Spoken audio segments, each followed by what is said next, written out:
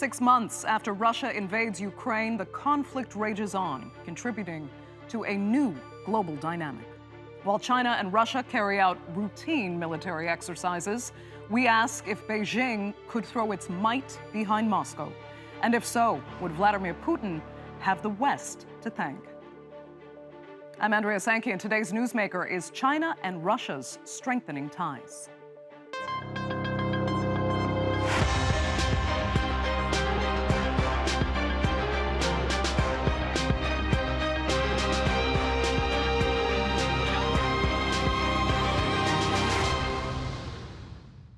The relationship between Presidents Putin and China's Xi Jinping has grown increasingly close. The two sides announced what they described as a no-limits partnership shortly before Russian troops crossed into Ukraine. For Putin, who's become something of a pariah in the West, Beijing's tighter friendship couldn't come at a better time.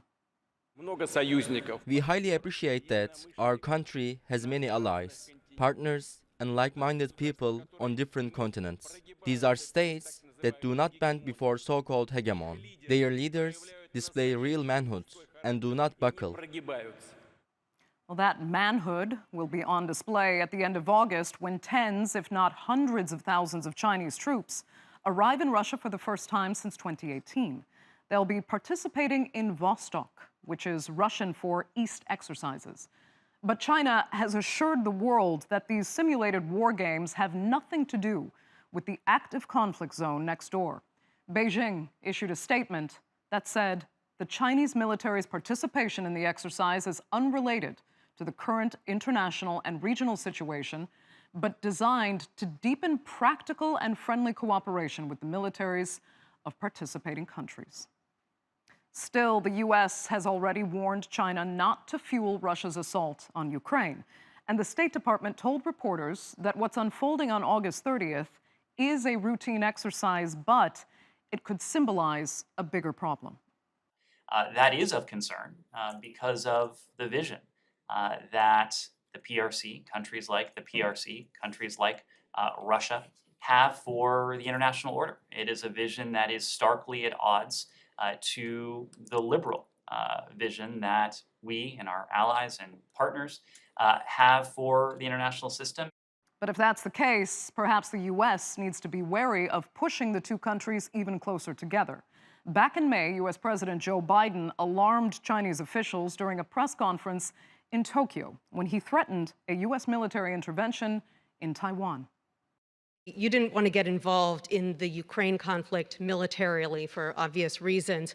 Are you willing to get involved militarily to defend Taiwan if it comes to that? Yes. You are. That's the commitment we made. And then there is, of course, Nancy Pelosi, who became the first Speaker of the U.S. House in 25 years to visit Taipei.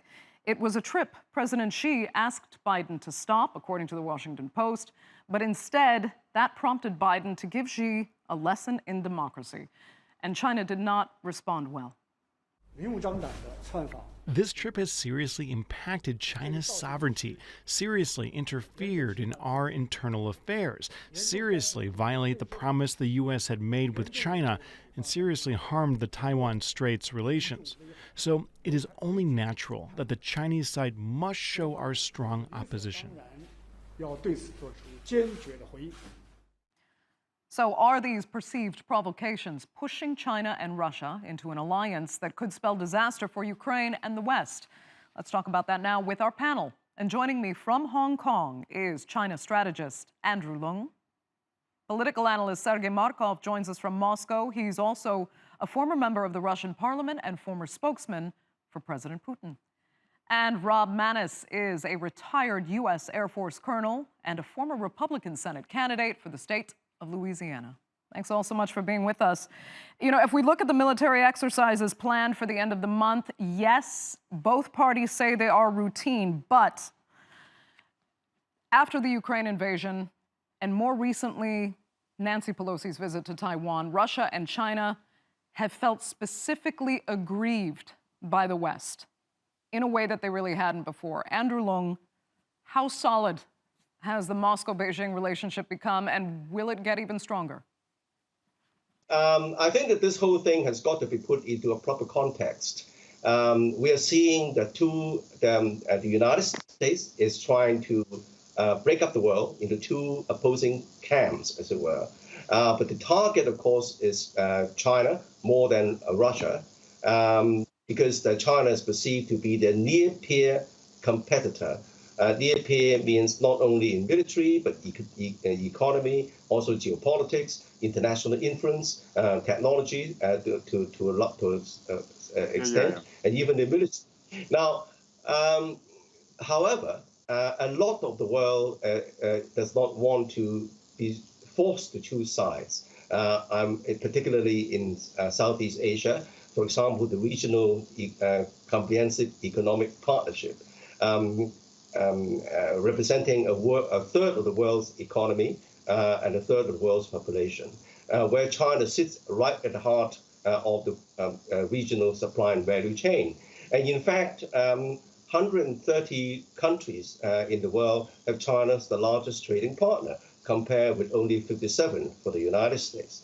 However, the United States wants to retard China's rise, so it's pushing hard on China on technology in South China Sea and so on and so forth. Now, coming back to Russia, because of the war on Ukraine and, of course, the expansion of NATO, the original idea in the West is somehow Russia could become weakened, if not totally toppled, so that the United States can pool all their resources to confront China.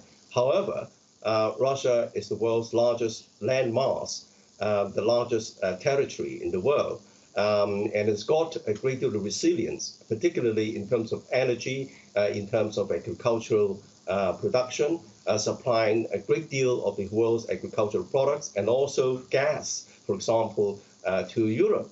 And of course, with the war on Ukraine going on for over 6 months, the European Union kind of unity seems to be up to a lot of challenges. As they say, winter is coming, and then the kind of lack of energy supplies plus problems in supply of food products is going to rattle a lot of the people in Europe. Right. So we're seeing a kind of mixed kind of scenario. But there is no doubt that the main target is China. And then Russia, of course, is also being targeted as far as Europe is concerned. But in this scenario, the United States unwittingly is creating a Cold War, a near hot war on two fronts. Okay. Well, I'd like to jump in here. Yeah, it seems we've lost Sergey. I mean, Rob, do go ahead. I mean, I was going to ask you, actually, if you think what Andrew is describing as, you know, this new Cold War, these lines so clearly forming, was it a strategy of the United States, or was this kind of the inevitable path that geopolitics were going in? I don't believe it's a strategy of the United States at all. As a matter of fact, I would say that we are more stumbling into what could end up being a Cold War with China. Mr. Leung is correct in saying that there are those in the United States government that would like to see the Chinese and Russia split off, but I think their partnership has been inevitable for quite some time, and this exercise really has little to do with any increase in tensions over Ukraine. However, the United States has not taken a direct approach to getting its NATO allies on board with helping assist Ukraine, and appears to be trying to weaken Russia so that it can focus solely on China. But that's not the real story. The real story is that our foreign policy and national security leadership is weak and has very little to no focus, which really puts the world in greater danger than the situation that Mr. Leung described. Okay, I mean, if you're saying they were seeking, the United States was seeking to focus on China, why provoke China in the way many say they have, looking at, you know, Nancy Pelosi's visit to Taiwan, for example? Was that strategically savvy? Well, I don't think that was a provocation intended, even though the Chinese may have received it that way. That was a continuation of the status quo that the United States has the president has said many, many times over the last 18 months that the U.S. would like to keep over the issue with Taiwan and its one China policy. Okay. Well, can I come in on this? Do go ahead, on Andrew. One China policy?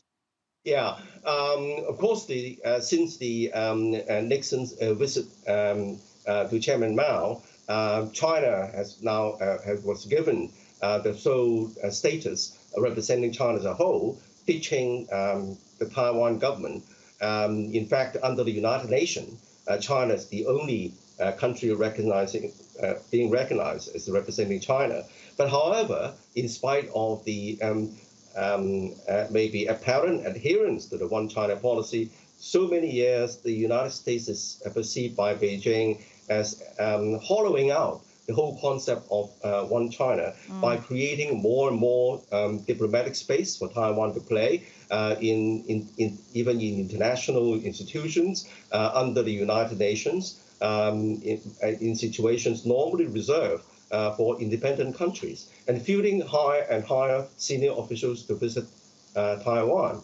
Right. And as far as the Pelosi visit is concerned, in spite of very stern warnings by President Xi himself to President Biden, the visit went ahead. We know, Andrew, China does have its reasons for feeling like the United States has been specifically aggressive toward China, or diplomatically aggressive, I should say, in a way that China has firmly rejected, and it has agitated the situation. But Sergey, I want to ask you about Russia's analysis, really, of this relationship, because Russia knows that China has long done things independently.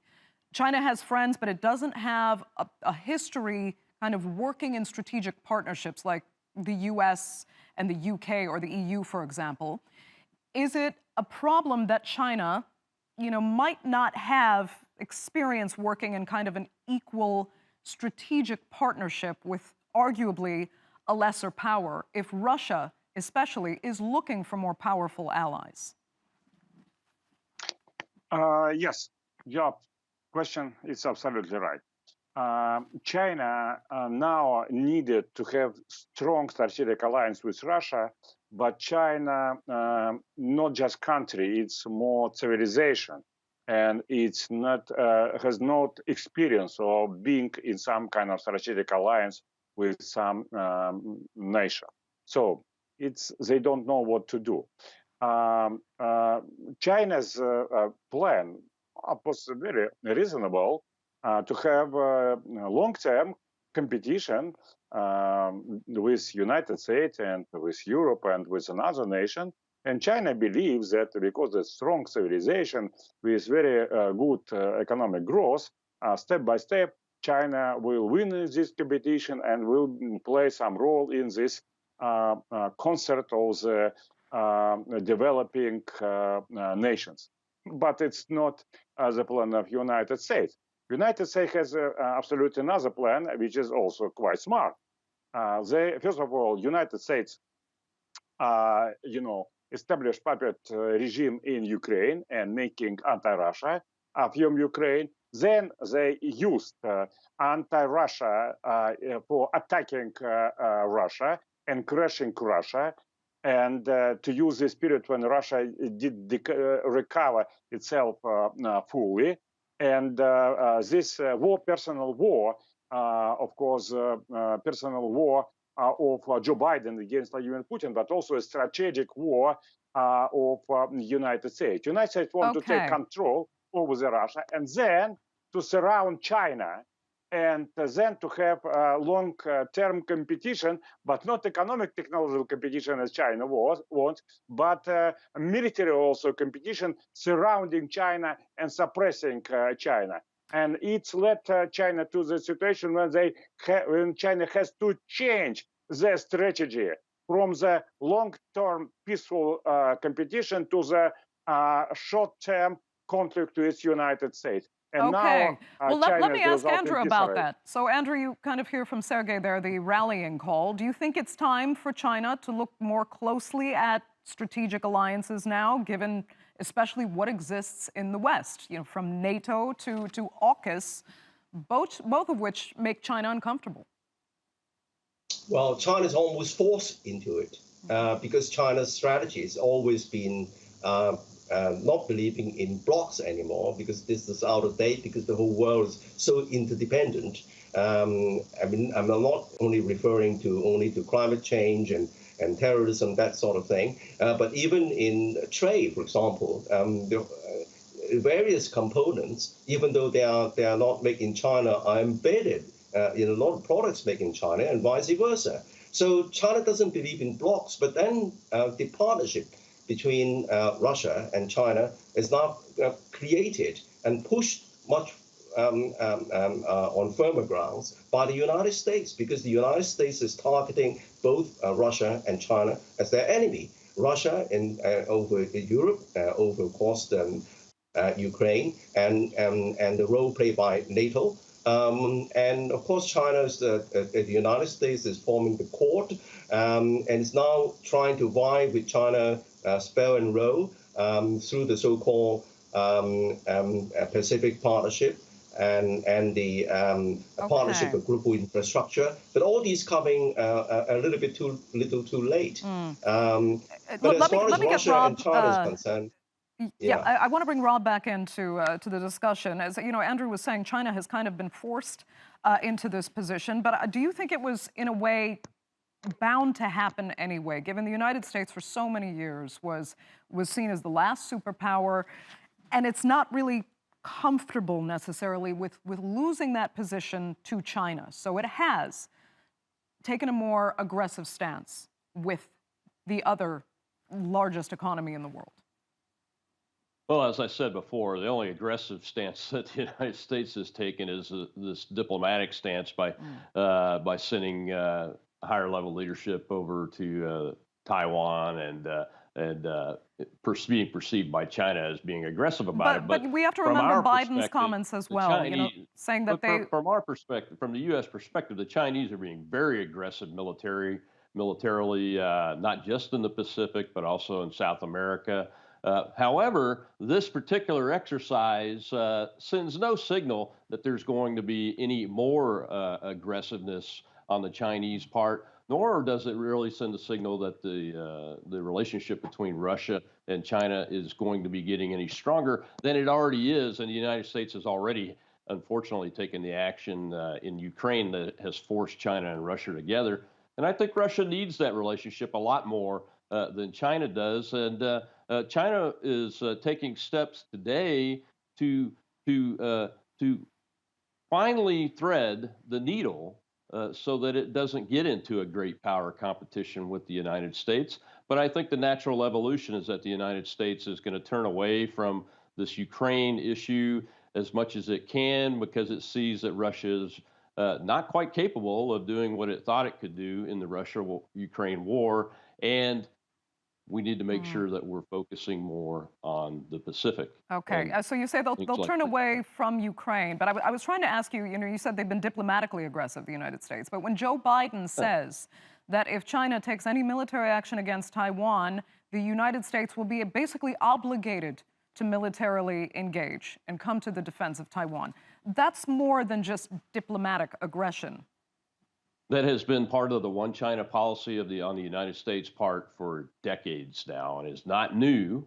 I would like to see a more aggressive posture towards China in that regard, because we want to see an evenness across the world in trade, in economics, militarily, and not see another Cold War, I think is what the leadership of the United States is after. However, it appears that China is going down the path where that evolution is going to look more like a new Cold War between the U.S. and China, with Russia as a potential strong partner with China. Okay, Andrew, I can see you disagree, but I want to move on to another question for all three of you to discuss, because some analysts see these axes now forming along rather clear lines, with China and Russia, even potentially Iran. Has been mentioned kind of firmly in one corner, NATO, AUKUS, the EU and the US on the other side. So Sergey, I'll start with you. I mean, if it were to polarize into those axes, where would either side stand militarily? Where would the kind of superiority be to work as a deterrent to hopefully stop any of the axes from engaging in actual military conflict? I think that World War III can start, and it's even can move to the nuclear ultra war and crashing of human civilization, and it can happen occasionally, exactly as World War One also started, when nobody wants to have such catastrophe, but step by step. Big countries have been involved in such World War One. Same can happen here, and mostly we have some dangerous points: Ukraine, Taiwan, and the cyberspace, but also because everybody are preparing for the war in cyberspace, but nobody knows how it will work. What will be the result of this real intensive war in cyberspace? And as it is now, we have polarization, yes, but Russia and China try not to be involved in this. Russia tried to avoid military conflict with NATO during 8 years. 8 years ago, the United States imposed repressive, undemocratic, illegal regime to Ukrainian people with main idea to make anti-Russia and conducting Okay, I mean, we know what you believe led Russia, to the current no, circumstances, I but want to, the point is, I mean, we are where we are today, and it's fascinating that you say it has formulated this could-be scenario that could lead to a third world war. That's frightening. As I said, you've explained the history behind it, why you think the U.S. is at fault, but I do want to get for creating the conditions. Let me not throw it in the I'd say that Russia tried to avoid, China tried to avoid, and they're losing the time. That's what you're saying, and the U.S. losing the time. Okay, go ahead, Andrew. I want to get your take on this. I mean, do you share that sentiment with Sergey? Is it so severe? Has there been too much polarization now that another global conflict could be inevitable? Well, since the United States is pushing the envelope farther and farther, there is a possibility that the envelope may break, and and then would lead to at least a hot war, if not a nuclear war. However, I think there's a big difference between now and First World War, Second World War, because both United States, Russia, and China are huge nuclear powers with hypersonic delivery systems, at least in Russia and China, if not entirely in the United States. But so the possibility of escalation into a nuclear war is not only unthinkable, but would be resisted by all three governments. And you can see this in over Ukraine. The United States deliberately has refrained from direct conflict, direct hot war conflict with Russia. Why? Because Russia is a nuclear power. And the same reason could apply over Taiwan. So I don't think that the United States would go to war with China with the great possibility of escalating into a nuclear war over Taiwan, thousands of miles away from American shore. But as far as the One China policy is concerned, of course there is the Taiwan Relations Act, which empowers the United States to supply arms to Taiwan, but it doesn't. At least on the surface, allow or empower the United States government to directly involve in direct military conflict over Taiwan. Now, there's one thing very important. I need to give Rob some final words here. I mean, I can see you found something somewhat laughable in what you were hearing. What's wrong? Well, thank you very much for letting me join back in. While I agree with some of the things that Mr. Leung has said and Sergey have both said, keep in mind the United States has postured itself at a point of weakness from a strategic nuclear deterrence perspective.